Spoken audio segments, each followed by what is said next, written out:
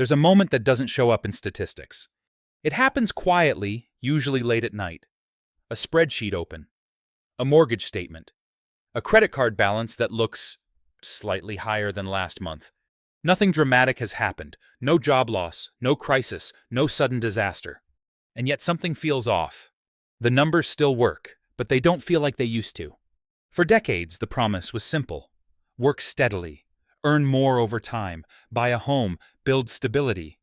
And for a while that promise held. But now many people are finding themselves in a strange position doing better on paper, while feeling worse in reality. Not because they made bad decisions, but because something underneath the system has shifted. It's not one big collapse. It's a series of small changes layered over time that quietly redefined what a normal life costs. And most people don't notice it until they're already inside it. In 2015, a middle-income household in the United States operated within a relatively predictable framework. Housing was expensive, but contained. Insurance existed, but rarely dominated conversations. Groceries fluctuated, but didn't feel structurally unstable. Most importantly, costs moved slower than income. By 2026, that relationship has changed. Take housing. According to multiple housing datasets, median home prices in the U.S. have risen roughly 40 to 50% since 2015, depending on the region. But price alone doesn't explain the shift. Mortgage rates, which hovered around 3 to 4% during much of the 2000s, climbed above 6 to 7% in recent years. That alone can increase monthly payments by hundreds, sometimes over $1,000 for the same home. But even that is not the full story. In states like Florida, homeowners' insurance premiums have more than doubled in under 5 years. In some counties, average annual premiums moved from around $2,000 to over $5,000, and in certain high-risk zones, much higher. At the same time, several insurance providers have either reduced coverage or exited the state entirely, forcing homeowners into more expensive last-resort options. Texas tells a similar but different story. Property taxes there, already among the highest in the country, have continued to climb as home valuations surged. A home that was taxed at $6,000 annually a decade ago can now carry a tax burden exceeding $10,000 without any change in the house itself. These are not one-time costs, they are recurring, and they compound. Then there's maintenance. The cost of basic home repairs, roofing, HVAC systems, plumbing, has increased significantly due to labor shortages and material inflation. A roof replacement that might have cost $8,000 a decade ago can now exceed $15,000 in many areas. These are not hypothetical numbers. They are invoices that arrive often without warning. Meanwhile, wages have increased, but unevenly. From 2015 to 2026, median household income has risen, but when adjusted for inflation and essential costs, the margin of flexibility has narrowed. In other words, people are earning more money, but they have less room to absorb shocks. And that difference matters, because the modern cost structure is no longer defined by predictable expenses alone. It is increasingly shaped by variable, hard-to-forecast costs, the kind that don't appear in budgeting apps until it's too late. At the same time, other categories have quietly expanded. Healthcare premiums continue to rise, even for those with employer-sponsored insurance. Out-of-pocket costs, deductibles, and prescription pricing create a layer of financial uncertainty that didn't carry the same weight a decade ago. Groceries, while often discussed in terms of inflation percentages, tell a more subtle story. It's not just that food is more expensive, it's that price volatility has increased. The same basket of goods can fluctuate week to week, making long-term budgeting harder. And then there are the invisible costs. Subscriptions, service fees, software, maintenance plans. Individually small, collectively significant. They rarely trigger alarm on their own, but together they reshape the monthly baseline. What used to feel like discretionary spending now feels embedded. All of this leads to a quiet but important shift. The financial experience of a household is no longer defined by its largest expense. It is defined by the accumulation of smaller, less predictable ones. And that's where the system begins to feel different. Because when stability depends not just on income, but on the absence of disruption, even a normal month starts to feel uncertain. And that uncertainty becomes easier to understand when you look at how it plays out in a single household. Daniel is 39 years old. He lives in suburban Phoenix with his wife and one child. He works as a project manager for a mid-sized logistics company. His income is about $6,800 per month after taxes. His wife works part-time, bringing in an additional $1,400. On paper, their household income sits comfortably within the middle class. In 2017, they bought their home for $315,000. At the time, their mortgage rate was just under 4%. Their monthly payment, including taxes and insurance, came out to around $1,750. It felt manageable, predictable, like something they could build around. By 2026, the house is now valued at roughly $520,000. But the monthly cost of living in that same house has changed in ways they didn't anticipate. Their current breakdown looks like this. Mortgage fixed, $1,750. Property tax adjusted, $780.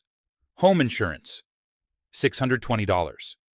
Utilities, electric, water, $540. Maintenance reserve, averaged $500. Total housing-related cost, $4,190. That number alone already tells a different story. But the rest of their life continues. Childcare and after-school programs, $950. Groceries, $900. Car payments, 2 vehicles, $780. Auto insurance, $320. Healthcare premiums plus out-of-pocket average, $650. Subscriptions, services, miscellaneous, $300. Total non-housing essential costs, $3,900. Combined monthly expenses, $4,190 plus $3,900 equals $8,090. Total household income, $8,200. That leaves a margin of about $110. And that's before anything goes wrong. No vacations, no major purchases, no emergencies. Just a normal month. But normal months don't really exist anymore. Last summer, their HVAC system failed during a heat wave. Replacement cost $9,200. They didn't have that in savings, so they financed it. Now there's an additional $240 per month added to their expenses. A few months later, their insurance premium was adjusted again, an extra $90 per month. Then their car insurance increased, another $60. Individually, each change felt small, explainable, but together they pushed the household from barely stable to structurally negative. Now their monthly reality looks closer to income, $8,200, expenses, $8,480, a deficit of around $280 every month. It doesn't feel like a crisis. They still go to work, bills still get paid, the house is still there. But something has changed. Daniel notices it in small ways. He hesitates before approving expenses that used to feel routine. He checks account balances more often. He delays decisions, hoping next month will feel different. It usually doesn't. What makes this situation difficult to detect is that nothing appears broken. The house hasn't changed. The neighborhood hasn't changed. His job hasn't changed. But the system around those things has. And that's where the pressure builds. Because this isn't about one bad decision or one unexpected expense. It's about a structure where stability depends on everything continuing to go right indefinitely.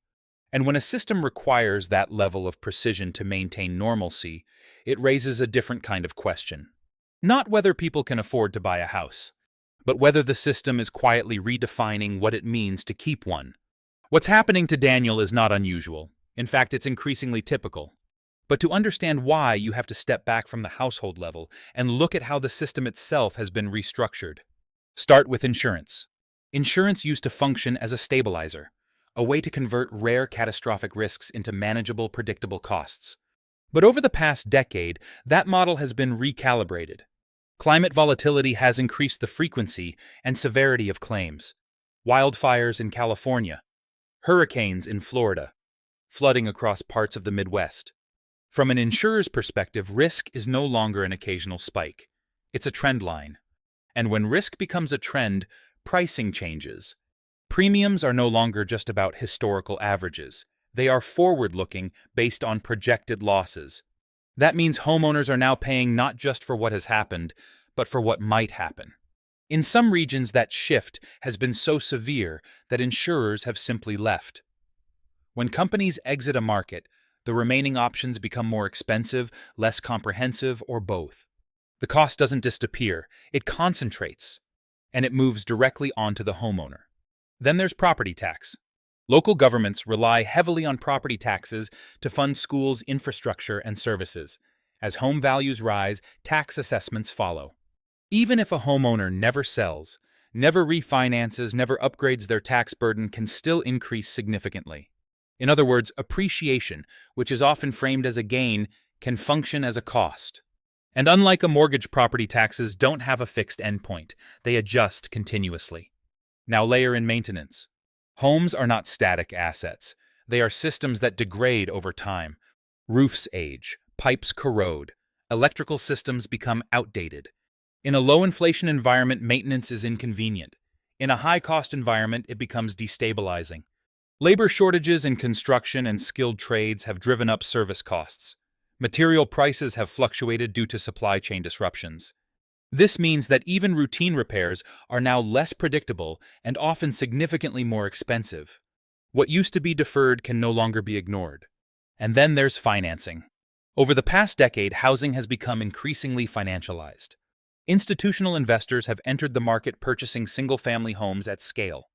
This has contributed to price pressure in certain regions, particularly in fast-growing metropolitan areas. At the same time, higher interest rates have reduced affordability for new buyers, locking many existing homeowners into their current mortgages. This creates a kind of inertia. People stay not because it's optimal, but because moving would reset their entire cost structure at a higher level. So they absorb rising costs instead. Individually, each of these forces can be explained. Insurance is adjusting to risk. Taxes are funding public services. Maintenance reflects real-world wear and tear. Markets respond to supply and demand. Nothing here is inherently irrational. But when these forces operate simultaneously, they don't just increase costs. They change the nature of ownership itself. A home is no longer just a place with a fixed monthly payment. It becomes a dynamic system of expenses, some predictable, many not. And that system is sensitive. It reacts to climate models, labor markets, policy decisions, and global supply chains. Which means the homeowner is no longer just managing a budget. They are managing exposure. Exposure to variables they don't control. And when stability depends on variables outside your control, the experience of ownership begins to shift. It becomes less about building equity over time and more about continuously absorbing pressure. Which raises a deeper question. If the structure of costs has changed this much, what does that do? Not just to finances, but to the way people live inside that system. At first, the pressure shows up as awareness. A quick check of the bank account. A pause before clicking confirm payment. A mental calculation that wasn't necessary a few years ago. Nothing dramatic, just a slight increase in attention. But attention over time becomes something else. When costs are stable, decisions are simple. You don't think about them. You operate on routine. When costs are variable, every decision carries weight. Should we fix this now or wait? Can we take this trip? Or should we hold off? Is this expense necessary or just expected? Individually, these are small questions. Collectively, they create a constant background process. Psychologists often refer to this as decision fatigue, the gradual depletion of cognitive energy caused by repeated, low-stakes decisions. It doesn't feel like stress in the traditional sense. It feels like friction, a low-grade, persistent tension that never fully resolves. Over time, that friction begins to affect behavior. People delay maintenance even when they know it may cost more later. They postpone healthcare appointments. They avoid looking at statements. Not because they're irresponsible, but because every decision feels like a trade-off. And trade-offs require energy. At the same time, the body responds. Chronic financial uncertainty is associated with elevated cortisol levels, the hormone linked to stress and vigilance. This isn't the sharp spike of an emergency. It's a slow, sustained elevation. The kind that doesn't trigger panic, but gradually reshapes how a person experiences daily life. Sleep becomes lighter. Focus becomes harder. Tolerance for additional stress decreases. And perhaps most importantly, time horizons begin to shrink. Long-term planning requires a sense of stability, a belief that the future can be shaped with reasonable confidence. But when the present feels uncertain, the future becomes harder to engage with. So people adapt. They think in shorter cycles, 1 month, maybe 3. They prioritize immediate stability over long-term optimization. Not because they lack discipline, but because the system rewards short-term survival. This is where the escalation becomes less visible and more structural. A household like Daniel's is no longer optimizing for growth. It's optimizing for continuity. Maintaining the house, maintaining the payments, maintaining the appearance of stability. And that maintenance requires constant input. Time, attention, energy. The system doesn't collapse, it holds. But it holds by asking more from the people inside it. And when a system requires increasing levels of attention just to remain stable, it changes the experience of what normal feels like. Not abruptly, but gradually.